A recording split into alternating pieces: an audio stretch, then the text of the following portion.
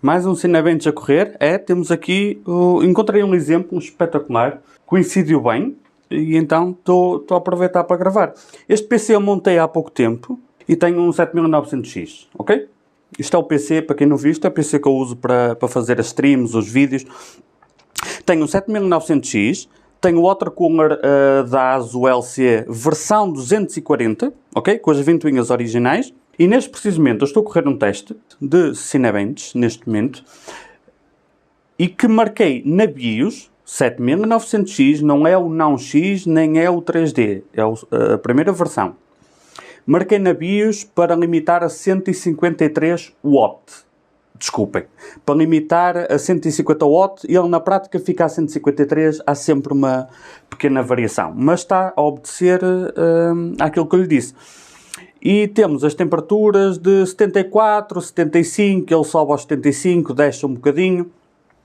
Na casa disso, a CPU fan está a 1300 RPM, a bomba está a girar muito devagar e os clocks andam aqui na casa dos 5.0, 5.1 nos primeiros núcleos e 4.8 mais ou menos nos outros, ok? E agora temos aqui outro 7900X, com o mesmo watercooler, o LC da ASUS, mas a versão 360. E adivinhem, está limitado na BIOS a 150 Watt. Vamos ver qual é a diferença. Temos os 153 Watt mais ou menos, mas ele está mais quente, 78 graus, com um watercooler superior, é um watercooler 360, e é o mesmo watercooler, até a pasta térmica é a mesma. Estou a utilizar a Hydronaut. Aqui é uma 4090, que produz muito calor, mas ela não está em esforço. Está sem vidro, para o vídeo, ok? Portanto, a placa gráfica não está a influenciar na temperatura, neste caso. E nós temos mais temperatura, o mesmo consumo de energia com um watercooler melhor. E, ainda por cima, as ventoinhas estão a girar mais rápido. As ventoinhas estão a 1700 RPM, e a bomba está a girar muito mais rápido. Se eu puser as ventoinhas a girar menos, ele vai ficar mais quente, que eu já tinha experimentado. Ele chega ali aos 83, 84 graus. Se eu aliviar um bocado, como tinha na outra unidade que vos mostrei. Em contrapartida, se vis aqui, os clocks estão mais altos. Ele mantém um clock mais alto nesta unidade. Isto quer dizer o quê? Vou parar o teste. Isto é algo que já toda a gente sabe que trabalha com isto, mas é um bom exemplo. Tu, quando te compras um CPU, tu nunca sabes exatamente como é que ele se vai comportar em termos de temperaturas, em termos de clock. Provavelmente tu viste que o watercooler nem estava assim muito ruidoso, porque eu já tinha feito um tweakzinho para ele ficar um bocadinho mais soft. Mas tu, quando compras um CPU, tu nunca sabes exatamente como é que ele se vai comportar. Existe sempre uma margem para cima ou para baixo. A própria motherboard tem alguma influência. A qualidade do silício do CPU tem influência. E é por isso que eu, quando faço as minhas recomendações de dissipador, seja air cooler ou water cooler, eu conto sempre com essa margem. Aqueles de vocês que me seguem frequentemente sabem que quando eu recomendo um dissipador para um processador, muitas vezes ele parece que é overkill. Eu faço sempre uma recomendação um degrau acima do que seria realmente necessário, porque se a tua motherboard, com a tua versão da BIOS, porque às vezes muda de BIOS para BIOS, se calhar na futura BIOS, nesta motherboard, o clock vai ficar um bocadinho maior ou um bocadinho mais baixo, o CPU um bocadinho mais quente, um bocadinho mais frio, e na outra board a mesma coisa. Varia sempre. Isto, para contexto, isto é uma B650 Tomahawk. Excelente board B650. Memória A6000. Porque se tu tiveres o azar da tua motherboard colocar o CPU um bocadinho mais quente, que não é necessariamente mau. Por exemplo, nesta unidade, fazia até com que o clock estivesse um niquinho acima. Mas apesar dos watts ser o mesmo no consumo. Se a tua motherboard colocar o CPU um bocadinho mais quente, se a temperatura ambiente for mais quente que o normal, não tiveres ar-condicionado, se tiveres a caixa já com um bocadinho de pó nos filtros, o ar não entra tão bem, e tiveres uma gráfica a aquecer bué o PC, contando com tudo na pior das hipóteses, e o silício não for bom, dá sempre uma margenzinha, ok?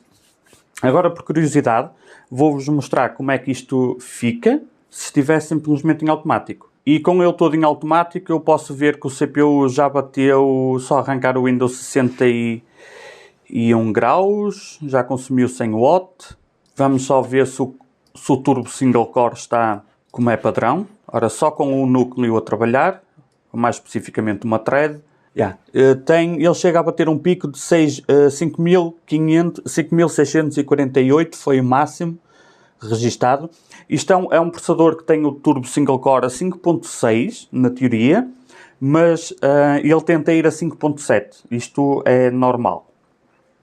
Por exemplo, na BIOS, se quiseres fazer um offset para o pico máximo single core ser um bocadinho inferior, para não ser tão agressivo, tu tens de contar com 100 MHz a mais. Imagina que tu queres tirar 300, tens que marcar 400 em relação ao que diz na especificação do CPU. Bom, mas em algumas boards até diz lá, na BIOS. Nós estamos a trabalhar com uma thread e estamos a 65 graus, ok? E temos um pico máximo de 5.650, ok. Vamos pôr todas as threads a trabalhar. Eu vou-me aproximar do PC.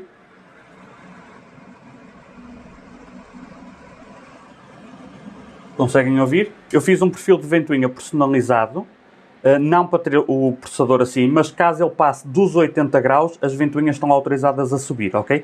Olhem aqui, estou perto do PC. Está muito barulho, sim. Porque ele já passou dos 90 graus. Agora reparem aqui numa coisa. Olhem os clocks. É a mesma coisa, basicamente. Basicamente o mesmo clock. Ele tem mais picos para 5.2 e como ele estava há pouco, ele ficava mais próximo dos 5.1. Mas como tem muitas flutuações de 25 em 25 MHz, eu, a olho diria que em média não chega a 100 MHz a mais, mas que seja 100 MHz. Só que temos aqui este consumo mais alto e temos 92 graus de temperatura. Agora, se pusermos... E isto aqui é o que faz com que algumas pessoas se queixem. Às vezes procuram a minha ajuda só por causa disto mesmo. Mas vamos pôr 6 threads a trabalhar. Uma carga relativamente baixa. Estás a ver ali? 80 graus. E o processador está a trabalhar... Convém ver aqui. O HW Monitor em cargas baixas está a reportar mal. Está a trabalhar a 33% de CPU. E ele está a 80 graus. Vamos pôr 3 threads. Só 3. O clock vai ser maior. Como são menos... núcleos e menos threads a trabalhar, o clock aumenta, o clock máximo. Já aqui muitos núcleos na casa dos 5.5 e a temperatura está nos 73 e não baixou muito a temperatura, apesar de ele estar a trabalhar só a 26%. Na casa dos 20%, 28%, ele flutua ali um bocadinho. Às vezes há pessoas que se queixam disto. Porquê? Porque como a carga é baixa, o clock sobe muito, a temperatura também sobe e em automático, muitas vezes a ventoinha está pré-programada, melhor, a motherboard, para assim que toca nos 70 graus, a ventoinha sobe muito. E se tiveres uma ventoinha que gira a 2000, 2500 RPM, tu só, às vezes, a ver um vídeo na Netflix ou a fazer alguma coisa básica, ele tem picos para 70 graus e tu ouves aquela barulheira toda. Então é só um toquezinho na ventoinha e podes limitar o clock máximo em cargas baixas. Porque em uso diário a diferença vai ser pouca se a tua prioridade for essa, não é? Se jogares um jogo que utiliza 5% do CPU, perdes desempenho. Utilizando este método, por exemplo, mas se utilizares se jogares um jogo que vai utilizar 30, 40, 50% do CPU, já não vais perder desempenho nenhum. Vens aqui, no caso de ser, já mostrei com ASUS, neste caso é com MSI, motherboard, vens aqui ao C, vens aqui Advanced CPU Configuration e Precision Boost Overdrive. Há várias formas de entrar aqui. Aqui marcas Advanced, eu já tinha avançado, aqui marcas Advanced, esta opção, PBO Limits. E tens aqui o SWOT, há pouco estava em 150, não era? Limitas a 150. E depois tens esta opção aqui, CPU Boost Clock Override. Negativo.